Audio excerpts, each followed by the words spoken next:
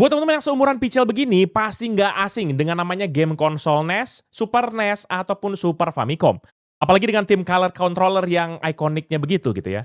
Nah, terus pertanyaannya, kenapa bang tiba-tiba? Lu kagak salah channel nih, bukannya channel Pichel main game. Kagak. Pichel bukan tiba-tiba mau bahas konsol game di sini. Nggak salah channel juga. Tenang aja, teman-teman nggak salah channel. Jadi memang kali ini, kemarin tuh Pichel nemu sebuah mouse dari Fantech yang walaupun bentuknya biasa aja, tapi dia tuh pakai tim color dari game konsol yang Pichel baru sebutin tadi. Terus jadi kesannya tuh kayak eye-catching banget. Nah tapi pertanyaannya, apakah mouse ini cuma sekedar kece aja? Nah Pichel akan tunjukin semua yang Pichel tahu dan juga Pichel ungkap di video ini. Biar teman-teman juga ikutan tahu lah. Seperti apa detailnya? Let's check it out.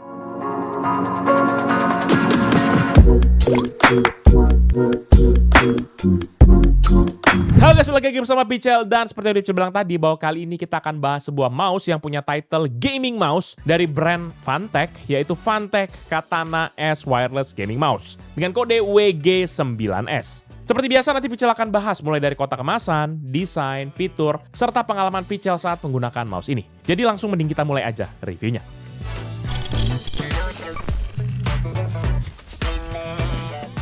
Di bagian kotak kemasan, maka Pichel bisa bilang kalau packaging mouse ini adalah salah satu packaging yang paling niat dari semua mouse yang pernah Pichel review. Untuk material kotaknya sendiri terbuat dari material karton yang lumayan premium dan dilapisi dengan laminating glossy finish.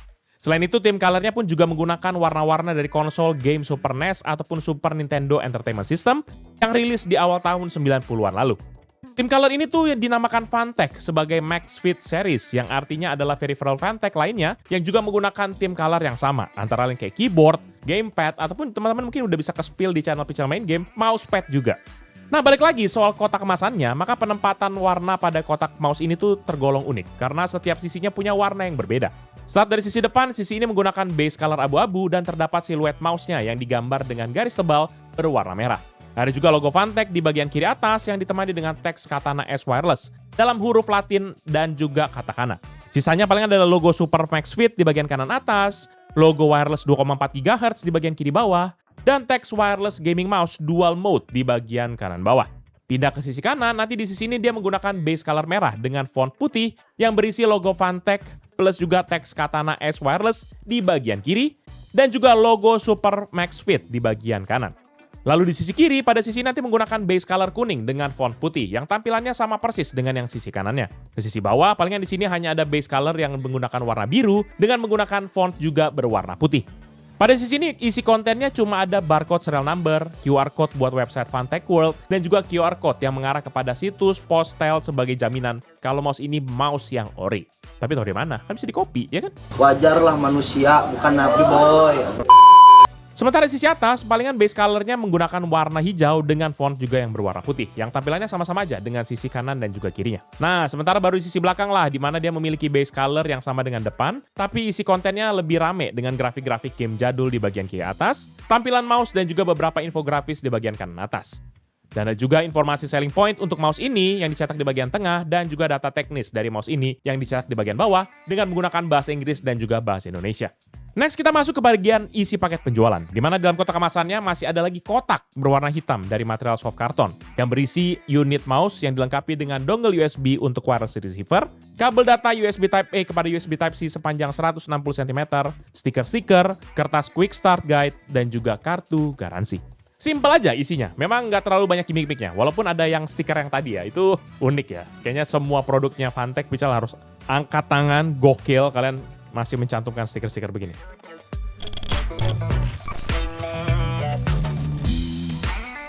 Sementara untuk bagian desain, yang pertama kali Pichel notice dari mouse ini adalah bentuknya. Yaitu dia sudah memiliki bentuk ambidextrous. Nah, ambidextrous itu membuat mouse ini tuh bisa digunakan buat kita yang menggunakan tangan kanan, dominan, ataupun yang tangan kiri, ataupun kidal.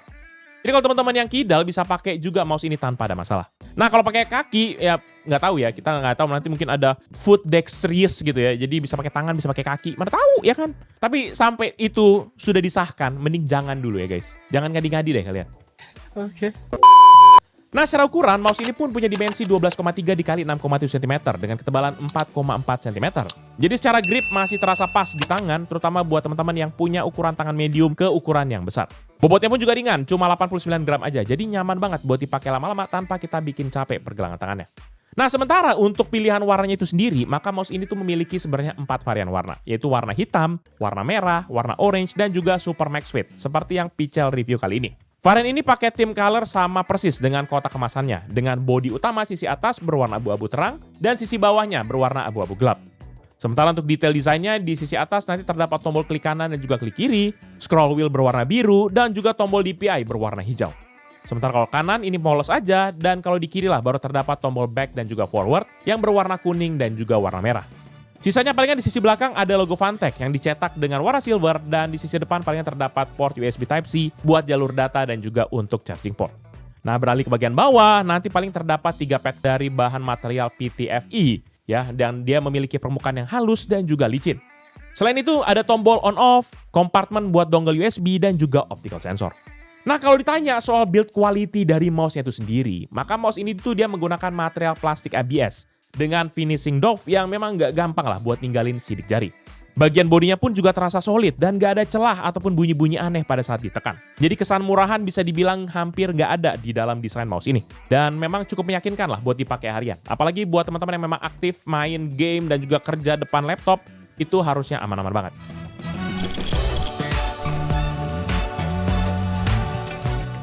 Nah, sebelum kita masuk ke bagian fitur apa saja yang dimiliki oleh mouse ini, Pichel akan tunjukkan dulu soal spesifikasi dari mouse Katana S Wireless ini. Untuk switch-nya, mouse ini menggunakan switch mekanik Huano Blue Shell White Dots buat klik kanan dan juga klik kirinya. Yang memang switch ini tuh diklaim bisa bertahan hingga 20 juta klik. Sebelum akhirnya dia dull dan mulai double klik sendirilah, triple klik sendirilah gitu ya. Dan karena itu, Switch ini memang tetap awet buat dipakai gaming yang agak ngegas ataupun buat pekerjaan sehari-hari, buat kita ngeklik ya kan, klik Excel, buka Jobstreet, buka LinkedIn, lowongan pekerjaan ya kan. Mana tahu ya. Semangat guys cari kerja. Lalu untuk tombol scroll dan juga DPI-nya ini sama-sama menggunakan switch mekanik yang kayaknya ini switch-nya generic banget. Karena hampir semua mouse mekanik yang Pichel review pasti ujung-ujungnya menggunakan switch ini buat di sampingnya. Switch ini punya rating 0,05 ampere 30 volt DC yang terletak di bodinya. Jadi nggak perlu khawatir cepat rusak meskipun dipakai scrolling ataupun ganti DPI tiap hari. Tapi untuk tombol forward dan juga back yang ada di sisi body mouse-nya ini sama-sama menggunakan micro switch mekanik dengan kode MWK12 di bodinya. Oleh karena itu, sudah pasti suara klik-klik dari setiap tombolnya ini tuh tergolong satisfying banget. Dan buat teman-teman memang nggak demen sama suara tombol-tombol mouse yang nyaring, maka tenang aja, suaranya memang nggak sampai bikin heboh gimana-gimana banget. Dan Pichel nanti akan tunjukin juga testingnya, tapi sabar dulu. Dan sementara untuk sensornya sendiri, maka mouse ini menggunakan sensor dari PixArt dengan kode PAW3311, yang merupakan sebenarnya sensor optik entry level dari PixArt. Sensor ini memang dikenal cukup akurat dan juga responsif buat keperluan gaming kasual maupun juga penggunaan harian. Dan memang masih lebih hemat daya daripada sensor seperti PAW3325 ataupun PAW3370 yang biasa dipakai di mouse wireless kelas high-end. Pichel tuh biasa kalau ditanya, Pichel lebih expect ini harusnya pakai yang lebih tinggi lah ya, bukan 3311, tapi harusnya 3325 lah minimum. Karena price range-nya udah di situ sih sebenarnya. Selain itu, mouse ini pun juga sudah memiliki tracking speed sebesar 300 IPS dan juga memiliki akselerasi hingga 35G, pulling rate hingga 1000 Hz, dan mendukung maksimum DPI hingga 12.000 DPI. Rentang DPI-nya nanti bisa teman-teman pilih dari tombol DPI yang ada di bagian bawah dari tombol scroll-nya. Secara default nanti terdapat 5 opsi dengan masing-masing warna LED indikator yang bisa terlihat dari tombol scroll-nya. Seperti merah buat 400 DPI, hijau buat 800 DPI, biru buat 1200 DPI, kuning untuk 1600 DPI, dan juga orange buat yang 3200 DPI. Lah terus 12.000-nya di mana? Ya, sabar ya kan. Dan untuk fitur-fiturnya sendiri, maka dual mode connection ini sebenarnya adalah fitur unggulan yang memang diberikan Fantech buat mouse ini. Tapi bukan dual connection wireless dan juga Bluetooth kayak mouse-mouse lain, tapi ini menggunakan wired dan juga strike speed wireless. Jadi walaupun judulnya wireless mouse, tapi mouse-nya ini tuh hanya menggunakan wireless receiver doang dan tidak ada koneksi Bluetooth-nya. Dan juga dia bisa digunakan sebagai wired mouse dengan menggunakan interface USB Type-C yang ada di sisi depan dari mouse ini. Pichel tuh biasa kalau ditanya lebih mending kayaknya namanya lebih tepat adalah hybrid mouse lah ya, bukan wireless mouse. Karena fitur fixnya, fitur kabelnya kenapa nggak dibahas juga jadinya gitu. Ya ujung-ujungnya sebenarnya kabel yang digunakan sebenarnya bebas-bebas aja. Tapi kalau memang nggak mau ribet, ya teman-teman tinggal pakai aja kabel bawaan yang ada dalam paket penjualannya. Dan kerennya lagi, mouse ini pun juga nggak perlu dalam keadaan on kalau kita mau pakai koneksi kabel. Jadi ujung-ujungnya mouse-nya masih bisa dipakai dan digunakan sambil di-charge. Dan lebih lagi, malahan jadi zero latency, ya kan, karena berubah jadi mouse kabel gitu. Sementara untuk koneksi wireless-nya, maka Fantech menamakannya sebagai Strike Speed Wireless yang menggunakan dongle USB 2,4 GHz wireless sebagai receiver-nya.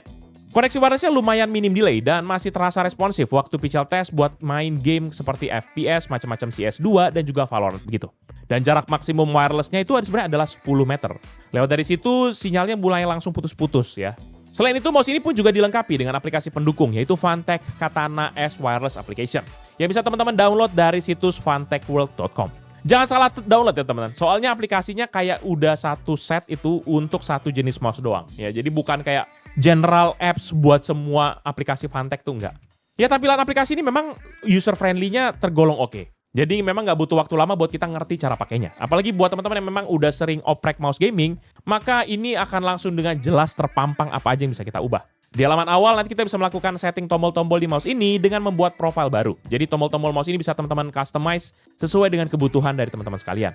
Sementara kalau di halaman kedua, nanti di sini adalah halaman tempat beragam settingan sensor, mulai dari DPI stage yang terdiri dari 1 hingga 5 stage, report rate dari 125 Hz sampai 1000 Hz, sensor setting sampai kepada DPI light effect juga ada nih di sini.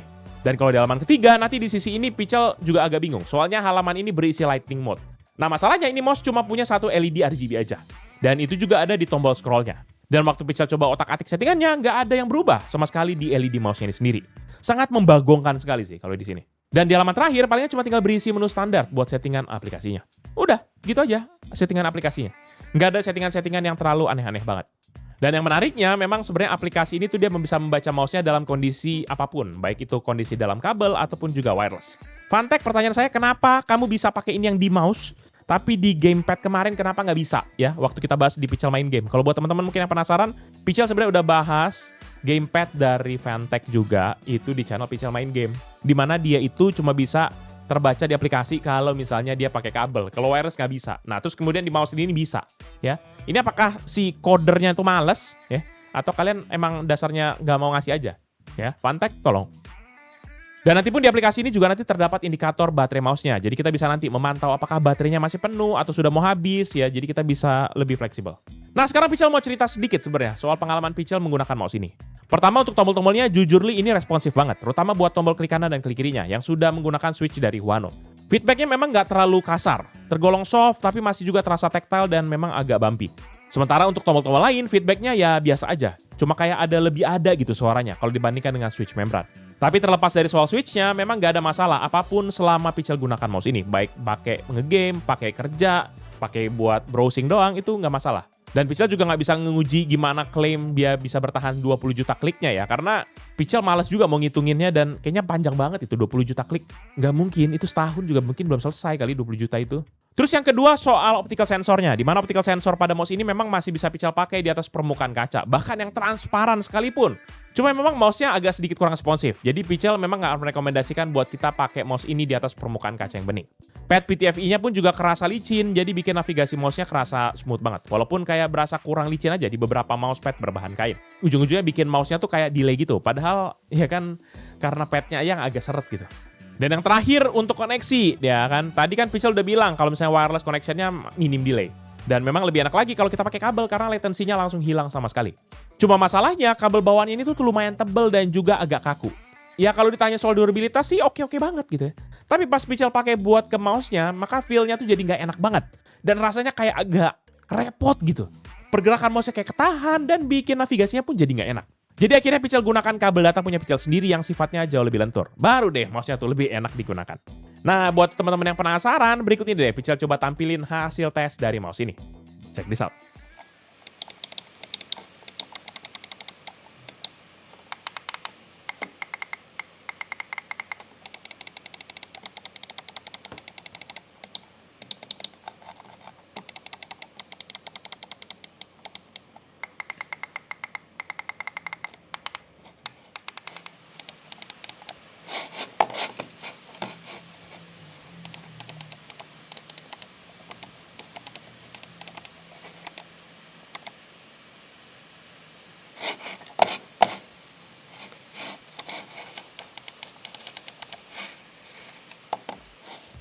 Last but not least, kita ngomongin soal daya, di mana mouse ini pakai baterai lithium ion sebesar 300 mAh yang katanya bisa bertahan hingga 70 jam pemakaian. Ini klaimnya masih agak susah buat dibuktikan, karena pada waktu video ini Pichel buat, mouse-nya baru Pichel pakai sekitar 72 jam atau sekitar 3 hari. Udah gitu, Pichel lebih suka mode wired dibandingin mode wirelessnya. Jadi baterainya memang nggak jelas kapan bisa habisnya. Dan power ratingnya sendiri sebesar 3,7 volt dengan arus sebesar 10 mA atau setara dengan daya sekitar 0,037 watt. Jadi dengan power rating segini, secara teori kalau kita hitung-hitung, maka waktu chargingnya tuh berada di kisaran sekitar 8 jam 6 menit. Dan daripada kita bingung-bingung nyari kepala charger yang outputnya cocok, mending kita langsung colokin aja ke laptop ataupun PC. Terus kita bisa pakai kayak mouse biasa dan kita bisa pakai juga pakai mode kabel gitu kan sambil nunggu mouse-nya penuh ya kan. Emang mouse-nya Apple ya kan? Nge-charge-nya dari bawah ya. Anda gimana? Apple kagak bisa berpikir kah itu? Udah berapa lama kagak direvisi? Malah diubah lagi jadi Type-C. Aduh ngaco dah. Overall, menurut pribadi Pichel, Phantek Katana S Wireless Gaming Mouse WG9S ini adalah mouse yang punya potensi solid buat masuk di kelas entry level yang oke banget. Dari segi desain, bentuk ambidextrous-nya bikin mouse ini fleksibel buat dipakai di tangan kanan maupun tangan kiri. Build quality-nya pun juga terasa solid dan pemakaian material doff-nya bikin tampilan gak gampang kotor oleh sidik jari kita. Plus support kepada fitur dual mode yaitu pakai kabel dan juga pakai wireless ini jadi nilai tambah tersendiri. Apalagi ada aplikasi pendukung yang bikin settingan tombol, DPI buat mantau level baterai itu jadi lebih gampang banget. Tapi di sisi lain, beberapa kekurangannya masih berasa. Seperti switch yang digunakan di beberapa tombolnya, terutama kayak switch DPI dan juga scroll, ini kerasa generik dan agak murahan gitu. Sehingga feedbacknya pun juga kurang tegas gitu. DPI yang diklaim sampai 12.000 pun juga nggak terlalu relevan, karena sensor yang digunakan sebenarnya optimumnya di rentang bawah sampai menengah. Dan untuk softwarenya sendiri, walaupun memang berguna, tapi sistem satu aplikasi untuk satu mouse ini sebenarnya terasa kurang efisien. Apalagi buat teman-teman yang mungkin punya beberapa device dari Phantek, itu kerasa kayak nggak solid gitu. Kayak pekerjaan kantor tuh namanya silo ya. Buat kalian yang nggak tahu, itu silo. Semua berdiri masing-masing kayak gak saling komunikasi gitu. Dan nanti buat teman-teman yang mungkin butuh mouse serba bisa, ataupun buat kerja editing ringan, ataupun juga buat gaming, maka menurut Pichel ini opsi yang menarik sekali. Apalagi dengan desainnya yang juga eye-catching, menurut Pichel jadi nilai tambah ya. Tapi kalau tujuannya buat kompetitif gaming dengan tracking presisi tinggi dan juga feel yang lebih premium, ya mau nggak mau teman-teman harus naik ke kelas seri yang lebih atas lah. Pichel udah bahas banyak banget mouse-mouse kelas atas. Apalagi belum pernah sih dari brand Phantek ya, mungkin dari brand yang lain ya, dari brand L gitu. Ya. Dan kalau memang teman-teman akhirnya memutuskan kalau ini mouse yang saya cari seumur hidup saya, ya kan? Maka nggak usah khawatir, karena mouse ini cukup dibanderol di harga 300 ribuan aja di toko online resmi dari Phantek Indonesia. Dan kemudian nanti kalau teman-teman yang berminat dengan produk ini atau mau cek produknya, bisa cek nanti di deskripsi yang Pichel akan tulis di bawah ini. Jangan lupa juga untuk like dan juga share video ini, plus kunjungi sosial media dari Pichel Techno dan Pichel Media Group, seperti Facebook, Twitter, Instagram, TikTok, dan juga website kita yaitu pichelmediagroup.com. Jangan lupa juga main ke YouTube channel kita yang lain di bawah Pichel Media Group, seperti Pichel Main Game yang bahas soal game konsol, ataupun ya itu, yang ini nih, punya si Phantek juga nih. Tuh ya kan, bentuknya sama persis kan. Nah, ini Pichel udah bahas nih di Pichel Main Game. Ataupun buat teman-teman yang mungkin penasaran soal vlog aktivitas Pichel serta keluarga, bisa main ke YouTube channel yang PMG Fams, ataupun juga Pichel Toys Time yang bahas soal mainan. Jangan lupa teman-teman pada subscribe ya. Jadi itu dia video kali ini. Thank you guys for watching. I'll see you in the next video. Bye-bye! Kok malah jadi yang ini sih? Gamepadnya yang si Phantek ini, Phantek Shooter 3. Yang mouse-nya mana? Di situ. Tapi emang NES ini ikonik banget sih. Aduh ya ampun. Gara-gara ini sih sebenarnya jadi buat channel Pichel Main Game tuh gara-gara suka game retro gitu loh. Ya, siapa sih yang suka game retro? Boleh kali komen di bawah.